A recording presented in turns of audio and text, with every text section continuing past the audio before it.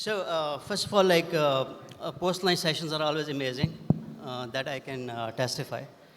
And honestly, it's a bit of a I mean, I'm amazed at the panelists that we have here today. From basically, we have a distinct panelist from healthcare and BFSI, which obviously are like some of the stellar leaders in their organizations. I'm very privileged to be here, and thank you for strategizing to kind of like set this up. And we obviously will try to do the justice to the topic. And the topic that we have, and it's basically quantum Heist. Post-quantum world is not basically hype anymore. It's not like some sort of mystery anymore. We have seen practical implications, and we have seen really some scenarios that could potentially have us nightmares for days to come, right? And having started that, so just want to kind of set the context. So one of the challenges that we are facing as an industry today is that we have to be post-quantum ready, as soon as possible. It's not going to be tomorrow, it's going to be today. And how do we start with that? What are the different things that we need to do? And what are the potential real life scenarios that are going to be unfolding in the days to come? So approximately 90% of the organizations in the world have not even started to basically evaluate what are the implications that they're going to have, which is very, very scary, at least for me, right?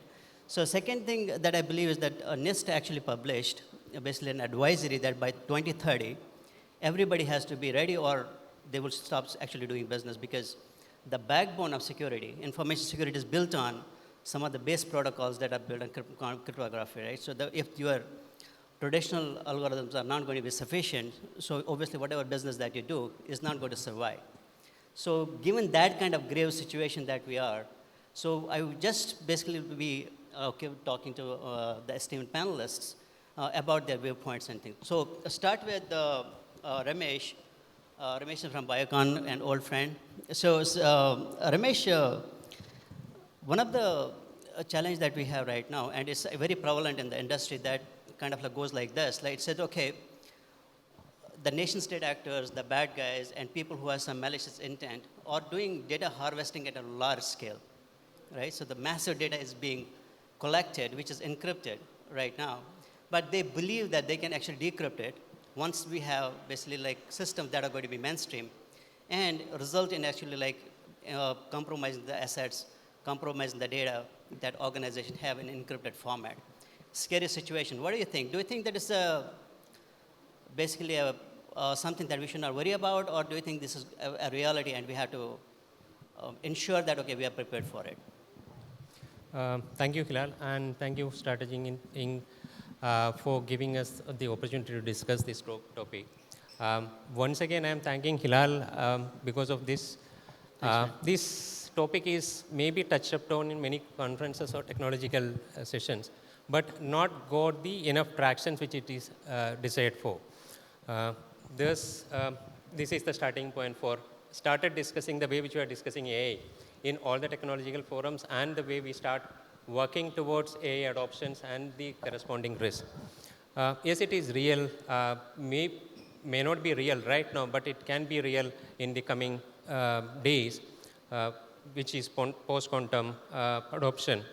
The reason being, there are across the environment, there are impact is cut across.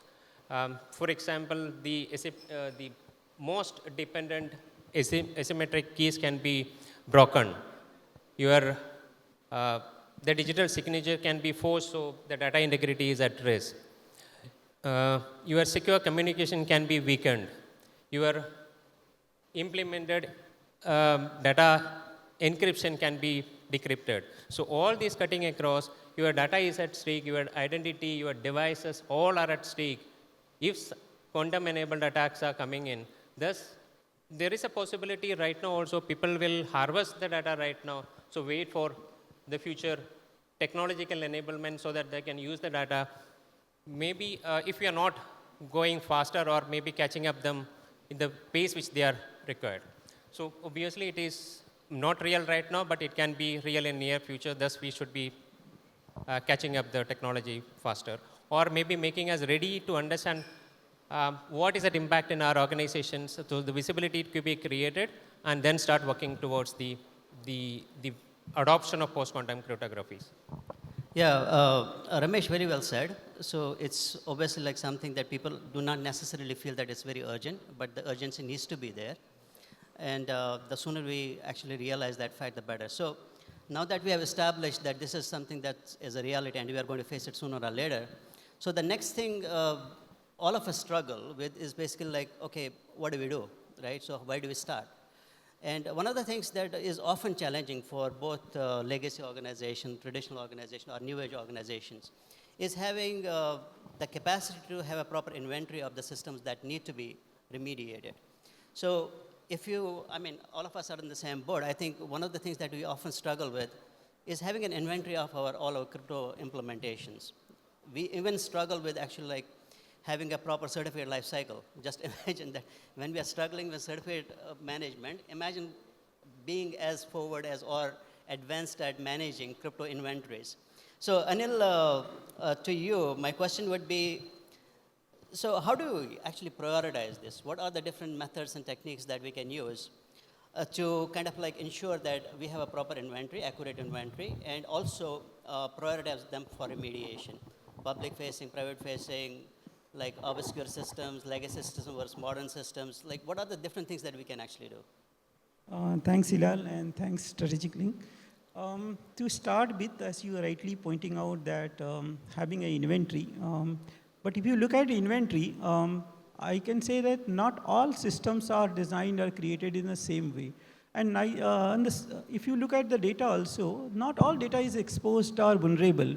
So if you give a same treatment from a security perspective, that everything has to be fixed, which may not be fair, it requires definitely a prioritization. And prioritization at this level is not a technical task or a technical people's role. It is more in a strategic in nature, what need to be fixed out. And what is the order in which you're going to provide a fix to all these things.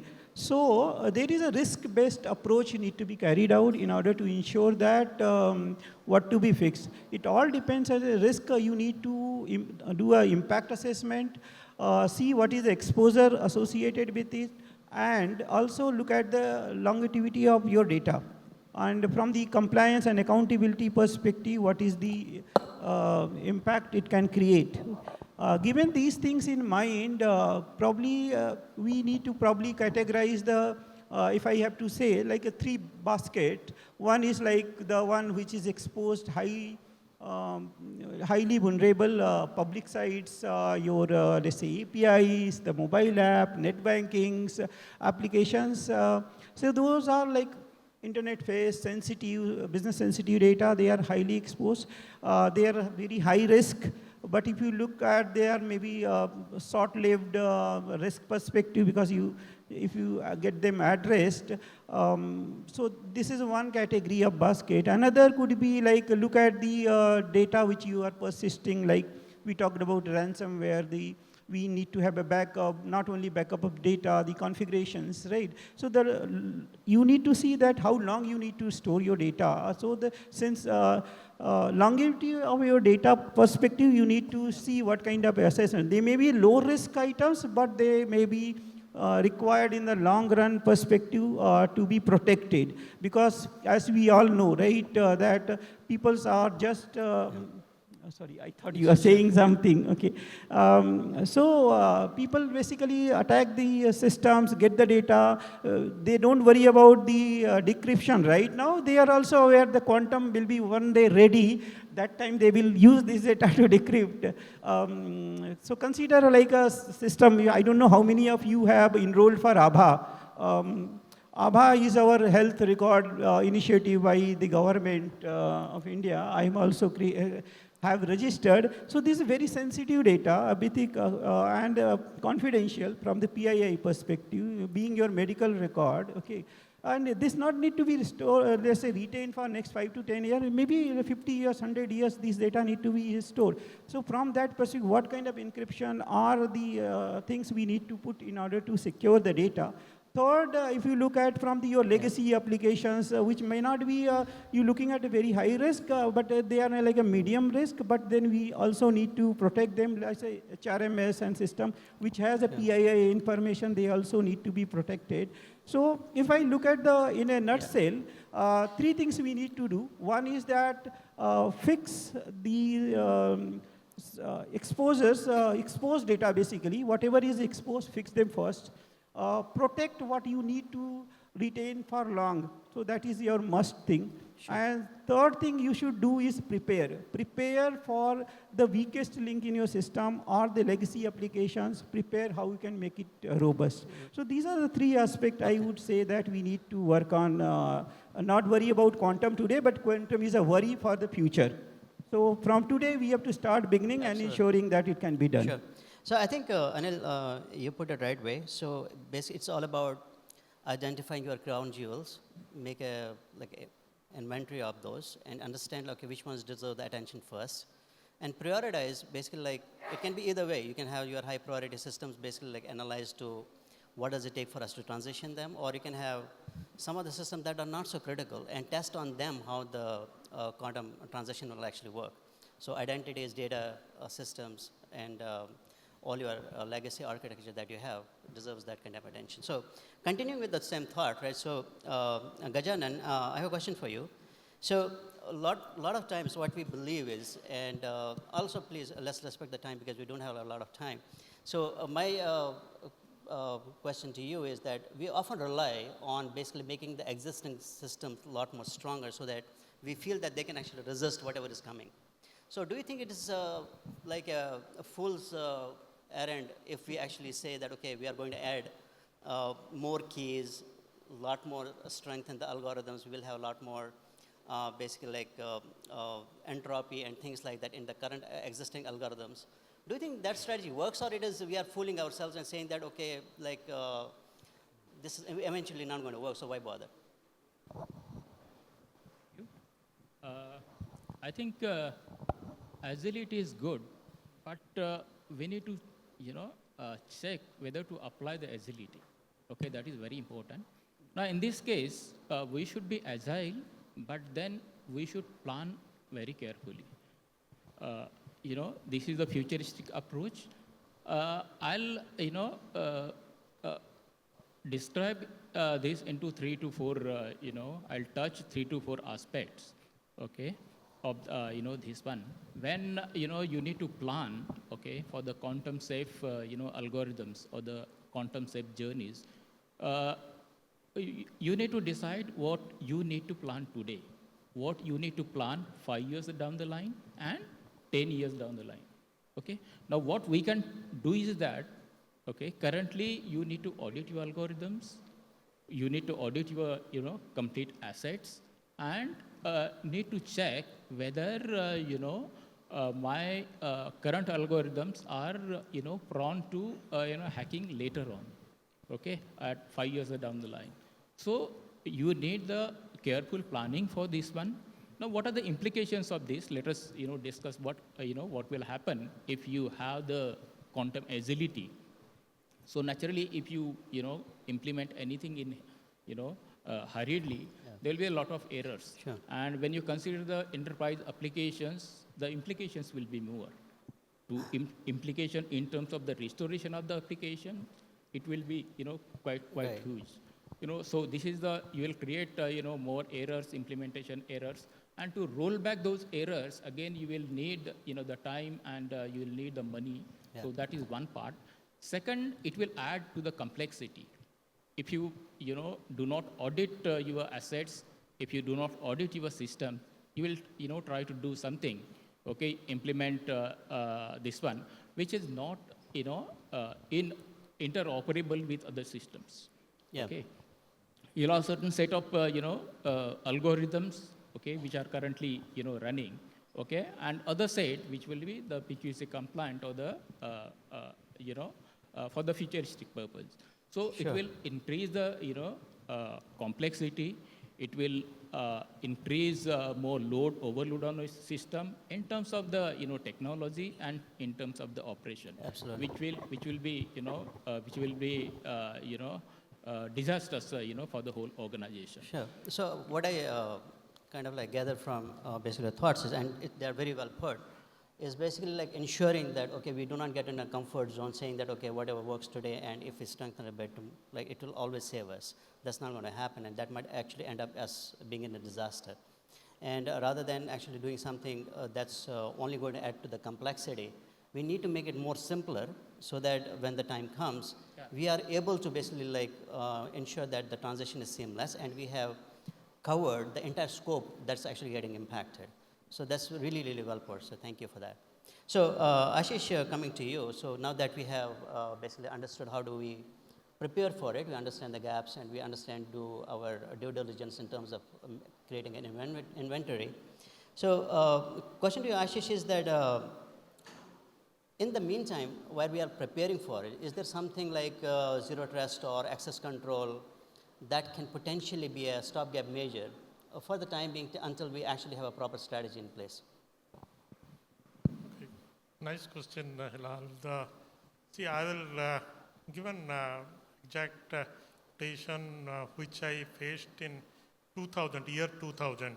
Many of you might be student or kid, school-going kid. That time the Y2K problem, and just relate to that, zero trust, quantum compute, these all are not new or anything. That time also, or in normal logic, you relate always, anybody coming to your home, you first see him, verify him, then you allow. Yeah, absolutely. And zero trust is same thing, because it is in the virtual world. You verify him, don't trust him, verify him. That is the premise of zero trust. Absolutely. That is, today also it is there. In virtual Right. world, everything, nothing is trusted. Yeah. You need to verify, then allow. Whether data is at rest or at the move, in any case. Right. Coming back to this topic of quantum compute, what is that it gives? That whether or that principle of not to trust anybody and to verify, then allow, whether data with quantum compute coming into picture, are we safe? Whether the methodology that we adopt is safe. Yeah. Again, I can relate it back to same Y2K problem. That time I was a young system engineer. So it was given the instruction, you need to print everybody's statement, keep it in a safer place. In case something happens, at least we can go back. Yeah. And we did it, hired some Godam, even if it is costly, hired, printing paper, everything we did. But after all, we passed through, nothing happened. Because I still believe that word of, in film, डर के आगे जीत है. Right. And that is how we can. Now also everybody was suggesting, giving Absolutely. the examples, how we should do, what we should do, how we should make our quantum compute safe, with, revolving data, this one, zero trust. We can do it. Sure. It's a. I'm hopeful So- we will come out. So taking a basically walk down the memory lane about Y2K, right? So amazing parallel. Outcome may be different because at that time people were staring at a lot of ambiguity. So people did not necessarily understand. It was not as prevalent as it is now. So the quantum is totally different, right? So we know that there's a weakness in the system that we have operate today, and they may not be able to reconcile themselves later on. So in the same vein, right? So I just want to ask Abhijit, being from a banking organization, right? So in the morning, Thales actually mentioned about post-quantum cryptography and quantum-resistant algorithms, right? So they did that, right? And I think, do you think that tools like that, what Thales is actually kind of like producing, do you think that will be helpful for you when you are actually like addressing your legacy challenge in your organization? Yeah.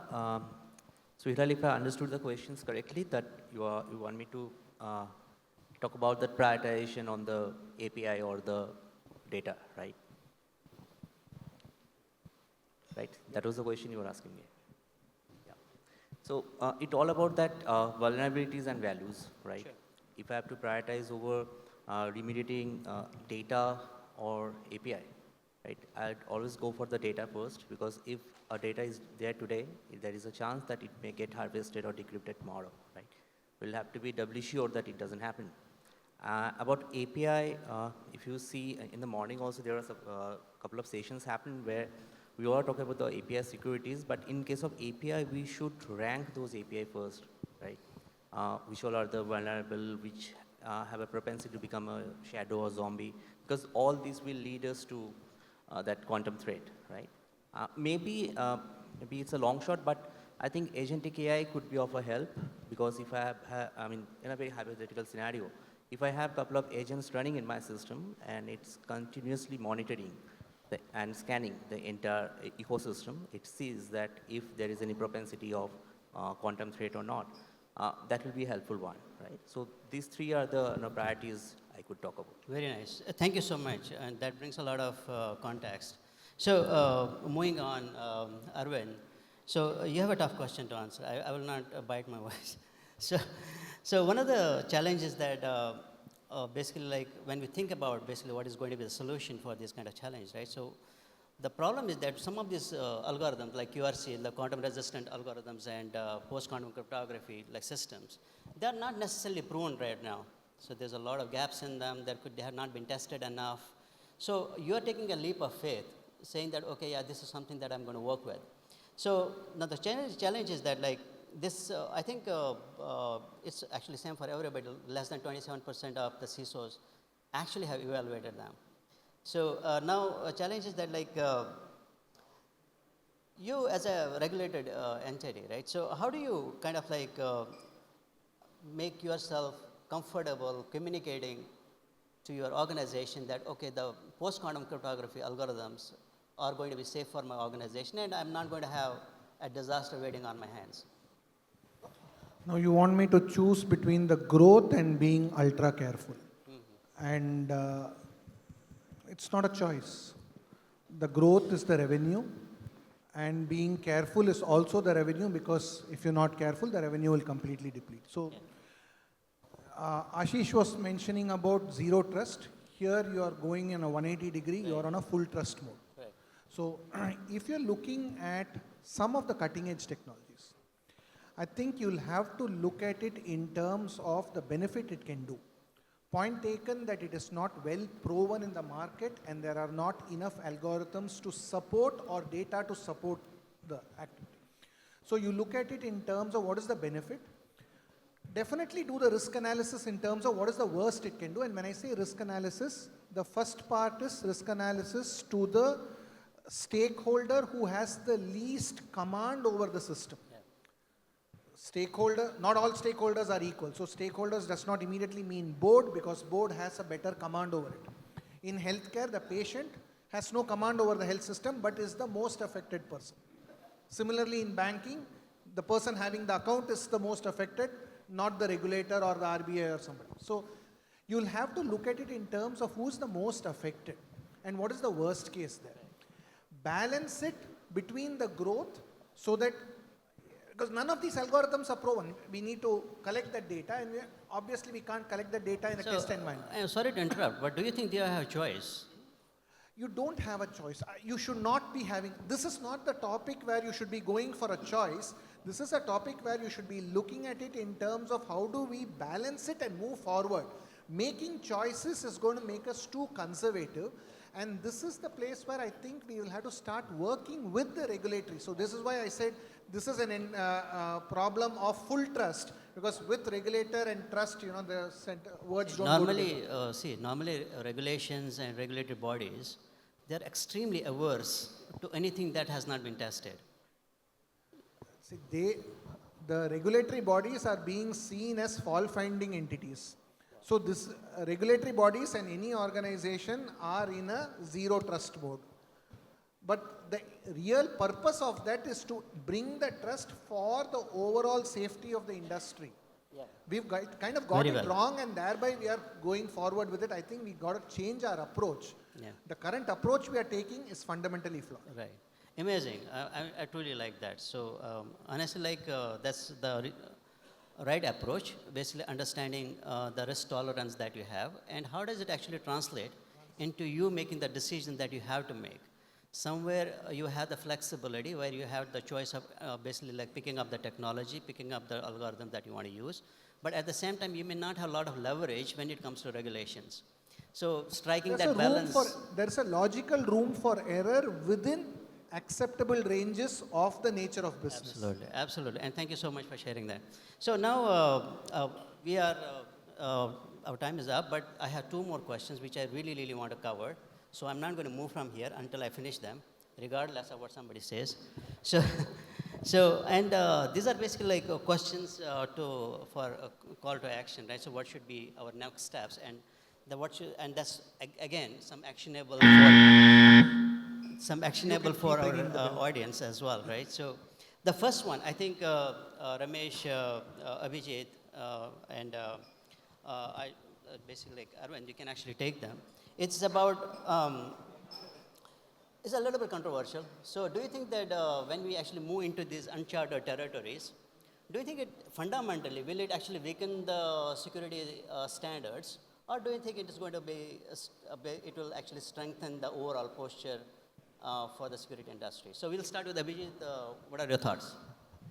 See, it's always difficult to fight with an unreal. Very briefly though, I'm so sorry. Very briefly because they're looking at me like really crazy. So let's do that. Sorry, Yeah. I didn't get you. What are you saying? Yeah, we have. Quickly, right? Sure. So it's always difficult to fight with an unreal enemy, right? So here, I think that framework and governance, enterprise framework and governance is one thing that we should start with it, Sure. right? Great. Thank you. Ramesh. Okay, so we cannot move away from saying that it's not real right now. We should start preparing for it. And the attack